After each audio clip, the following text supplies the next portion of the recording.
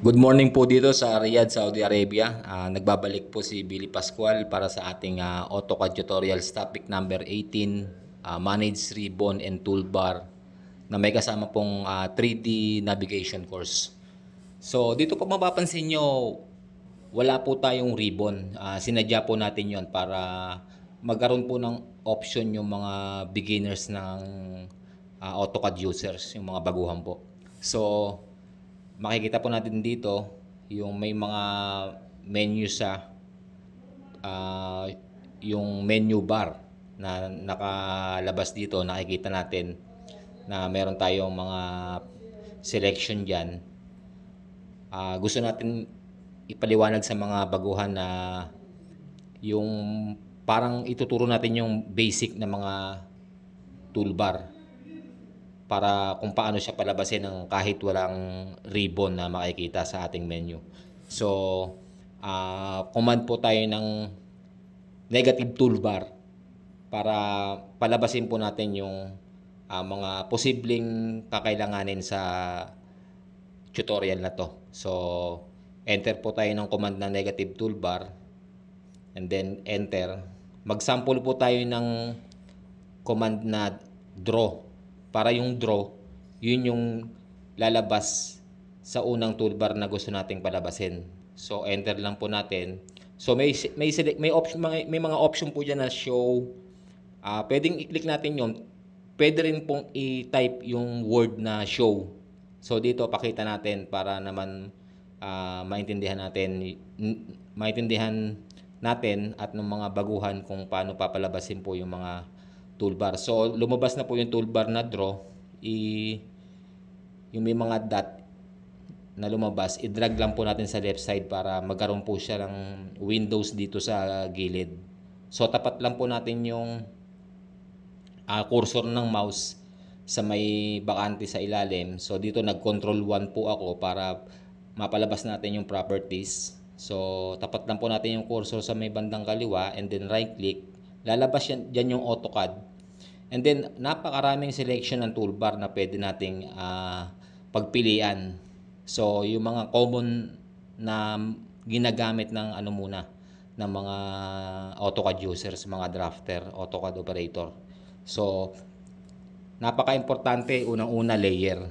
Palabasin muna natin yung layer. The same process po, yung mga dot na maliliit sa gawing kaliwa, tapat lang po natin yung cursor ng mouse and then i-drag po natin naman dito sa may bandang taas para dyan po natin ihahanay o ihilera yung mga gusto natin palabasin na toolbar. So dito, sample muna tayo ng mag-create po tayo ng unang layer natin. So pangalanan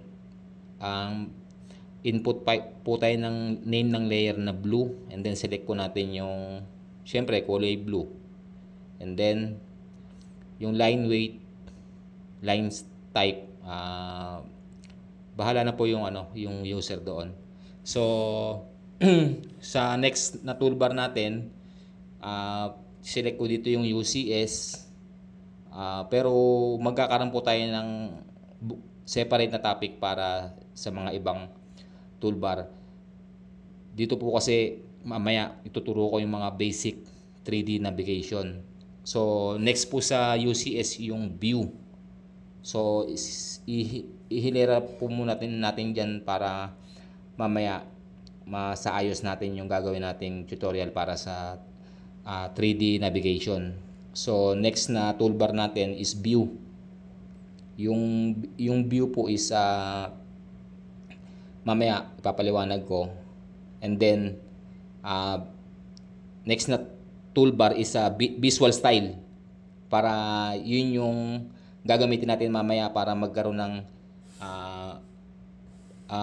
visualization yung gagawin nating sample ng 3D. And then next, parang sineseli ko dito is parametric or yung parameters. So magagamit din po natin yan, pero sa susunod na topic naman. Unti-unti po natin ituturo. Wag po natin biglain yung mga baguhan para nang sa gayon makasunod naman sila sa mga tinuturo natin. So, ah, yung mga nagko-comment po dito sa tutorial ko, kung maaari po sana is kung alam na po natin yung topic na itinuturo is mas maganda po sana i-comment na lang po natin para additional na knowledge para mapulot ng mga baguhan na mga interesado tsaka willing na matuto. So dito po, yung ginawa ko po dito, gagawa po tayo ng sample ng footing tsaka column. Pero yung sukat po natin dito is ano lang po, indicative. Indicative meaning wala siyang precise na dimension or sukat.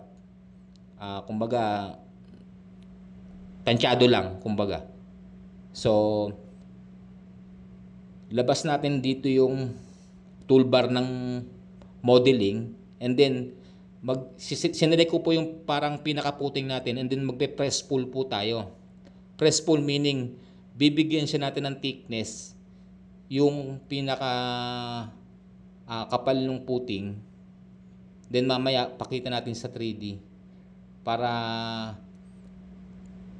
mabigyan natin din ng press pull yung ano. So dito nagna-navigate na po tayo sa 3D. I-select po natin yung front para makita po natin yung pinaka-elevation ng footing natin, and then yung pinaka-column na gagawin nating example para makita ng mga baguhan yung sample ng 3D. So dito gumamit po tayo ng tool na press pull sa model na category ng toolbar, and then mag-i-enter po tayo ng ng example ng thickness ng pinaka footing. So balik po tayo sa front elevation. So mapapansin nyo nagkaroon na po ng thickness yung footing natin na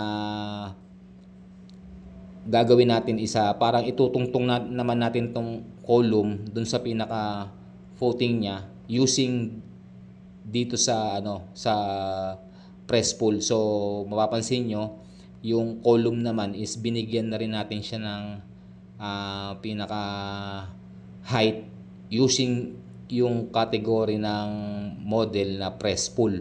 So select po natin doon, itungtong lang po natin doon sa pinaka footing. So dito sa view, may mga view po dyan na northwest, northeast, southwest. Bahala na po kayo mamili kung anong angulo yung gusto nyong ipakita or makita. So dito nilalaro po natin siya dito sa bandang kanan, sa right, sa taas, na ang tawag po diyan yung maraming term basta yung sa akin ang ginagamit ko yung parang 3D navigation. So makikita nyo maraming selection para bigyan siya ng angulo na naaayon sa parang naka-isometric siya. So ipopwesto po natin yung column dito sa sentro ng footing. So dito po sa angulo na to is parang 2D wireframe pa lang siya. Then mamaya yon, select po natin dito yung selection sa visual style. Pili na lang po kayo diyan yung sa parang globo yung icon. So importante po na ma-familiarize yung mga user natin dun sa mga iconic symbol ng mga toolbar, kung ano siya. Tapat lang po natin yung cursor dyan at may lalabas kung anong klaseng visualization or visual style yung gusto nating ipakita. So dito ituturo ko naman kung paano natin siya bibigyan ng background. OP po tayo, OP enter meaning option. So yung background po dyan lalabas uniform background, and then select lang po tayo ng kulay na mas matingkad para lumutang yung object po natin. So pwede po kayong mamili kung anong gusto nyong kulay ng background. So ayan, nakikita nyo naman for visualization lang po yung setup natin para at least yung object natin is siya yung lumutang, ma-emphasize yung pinapakita natin na footing and column. Pagpalagay lang natin na ganyan yung setup. So napaka ah, simple nung tinuturo natin, pero napakalaking bagay sa mga baguhan na matutunan nila ito para bukod sa Autodesk Revit, kung ditong gusto nyong gumawa ng 3D is makakapag-create din yung mga baguhan natin. So dito nagkaroon na ng hindi siya puting-puti yung background para makita natin yung object na kine-create natin sa mas magandang presentation. So marami pa po tayong gustong ituro dito sa AutoCAD at the same time sa Autodesk Revit, pero kada topic po ay siyempre pinag-iisipan ko pong mabuti at yun po yung kasi yung advocacy natin na ituro yung mga topic natin sa mas madali at sabihin na natin na parang pinasimplified yung mga tutorial para sa gayon madaling masundan ng mga baguhan. So kung gusto po natin palabasin yung ribbon, type lang po natin yung ribbon, then click natin. So ayan, makikita niyo na po nandiyan na sa Windows natin yung ribbon, and then yung toolbar kung ano yung gusto po nating palabasin. So dito makikita po natin yung front, and then sa category ng toolbar na view, marami po dyan, northwest, southwest, southeast, northeast. So pili lang po kayo dyan kung saan mo mas mapapakita or pipili ka ng angulo na gusto mo base sa gusto mong presentation. So meron pa pong isang tip dito sa navigation wheel. So meron po dyan na parang arrow pababa. Select po natin kung gusto natin ipakita naman siya sa perspective na view.